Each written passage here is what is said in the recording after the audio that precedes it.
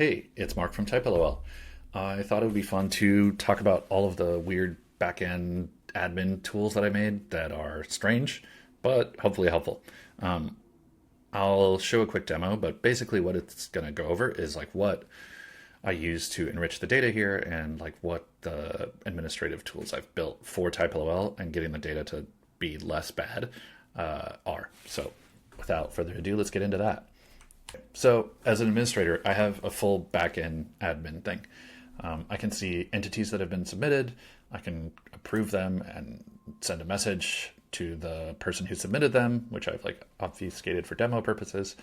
And I can approve it and enrich it. And if I do that, it'll go into my enrichment flow, which I will basically show you as part of the queue. There's like all of these various things in here. There's like claims, which are people who are like saying that their Foundry or their designer entity is theirs, and I have to like go review it manually and say like, okay, that email address looks right. If I can like verify that, then we're looking good. Relationships, which is like showing me those claims, but in a more clear way, which I can show in a minute. Health, which I'm just going to start showing this stuff. Okay, so relationships I will show. You can see basically like a designer entity and who as a user might have claimed that. I can also see their Foundry entity and the various things they've got credit for here. And so you should be able to see like everything that's changed and all that kind of stuff. And it gives me a good like view of like what's going on, who's claiming what, how well enriched these Foundries are, what I need to do to like help like make this data less bad. But most of how I like try to make the data less bad is through this health and queue flow, or these little like mini applications. If I sort these A to Z, you can kind of see I've got this idea of like what data exists and like how good it is, or if it's like actually there at all. If something is like not existing, for example, like I can just like pick a random thing. I'll say like enrich, enrich, enrich. Or let's grab some other stuff. We'll try to enrich something that was added recently. Let's try to enrich these few. These will basically run and it'll like highlight new things that once they pop up, and these squares ideally would all be like filled, but currently not the case. And I'm working on like improving the enrichment flow so that it is more reliable and works more reliably well.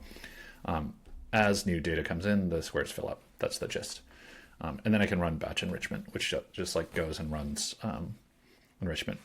What that means really is the way this data has come in the first place is Typelol used to just be an Airtable document, which just had the Foundry name, the Foundry URL, and the trial information, whether or not the Foundry offered trials. But now we have like the Foundry information, who created the Foundry, which are like typically designers or have some role like a founder or font engineer or whatever it might be. And we try to like automate this stuff. And I say we, it's like me and Claude. What else? There were no typeface entities. There were no designer entities. There was not any rich like metadata around any of this stuff, which is part of why the data is not like super great, but it's better than, I would say it's better than what I had before, which was like roughly 400 different Foundries and not a lot of information about them. You could go find that information manually, but I found it sort of like prioritized only the mostly alphabetical Foundries. Like the Foundries that start with numbers are usually the first ones people click because they're just the first things on the page. And I wanted to create a much more like dynamic resource for like Foundries to get discovered and for work to get discovered, and people to find more credit and like history or connectivity between like type, the work, the designers, and all of that. So anyway, this is the health stuff. That's where things are getting pulled in. I then can go through this queue and you can see like these are some things that have gotten submitted that need to get discovered, and it'll like go through the site. It'll send that to a service called Firecrawl, which will like crawl the website, create a markdown file, just like a text file, which I'll then pass off to Anthropic to like look at the text and match the text to the schema. Like who are the likely designers for the typeface that the website says they are, and do they exist within our database? Yes or no. If they do, connect them. If they don't, create them, then enrich those and connect them. And so I'll go through these and basically just open these things up and see whether this information is correct or not. And if it's not, then I'll like try to enrich it myself, which like I'll go through here and I'll say re-enrich designers, discover typefaces, and it will try to find all of this info. And if it can't, then it won't, and I'll have to go do it myself. But in this case, like it found all these typefaces, and it should find some designers. Looks like it did. So I can say create and enrich, and it'll go through and we can see them like come in live. And if they seem correct, then I'll switch this from needs review to active, and then the Foundry will be active. The info sometimes comes in wrong, and I'd rather be alive and wrong than like behind a wall and not visible. So I think there's some work to be done to make the data more reliably good versus like typically bad.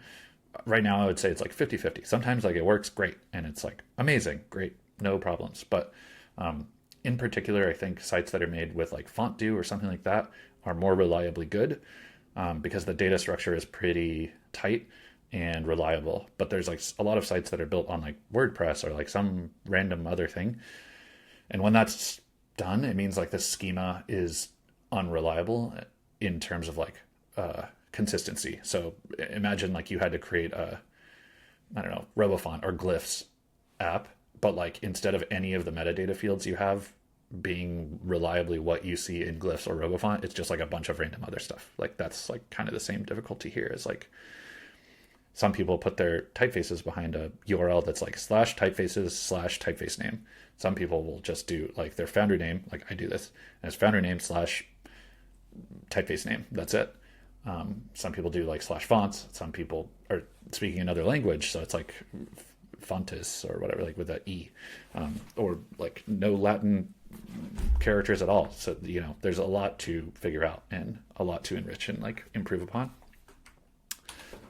So going back to this demo, I've got a bunch of different ways to look at this stuff. I have like a data map to look at as well. Like some of this is just for me, so I can get an idea of like, oh boy, a lot of the info is pretty rough. I can look at it and say like, what are the typefaces or foundries? Like, is like one category worse than the others, which I can basically see through the health. But nice thing about this one is I can kind of see, if I stop moving these freaking things, I can see like, okay, everything connected to this is like needs to get enriched and improved. So we need to work on that. The needs improvement will also like sort things like that, versus like things that are enriched are like generally green, yellow. I'll take that over like needs work, which is like all red and makes me sad. But this is just like some of it. And then on the feedback side of things, I can see a bunch of different, when the feedback comes in, I have this place to go deal with it. So I'll see like data flags when you submit them. If it's like this data is wrong, I can like see that. I track it as a GitHub issue, and then I can provide that back to Claude to go resolve that issue. And I tell Claude to like move this. Like I can move this myself from like open to in progress or open to resolved or whatever. And I can also respond to people in here. So this inbox is like honestly mostly for me, but also for you if you've submitted feedback or a Foundry or anything like that. It's for your method of contacting me to fix stuff or to improve things. And I do my best to like track all that stuff. But right now it's just like a communication channel so that I can tell people like I'm working on this, or this thing should be fixed, or is this thing broken. Anywho, that's pretty much the gist. I hope this was somewhat interesting, and if not, my bad, and have a nice day. Okay, bye.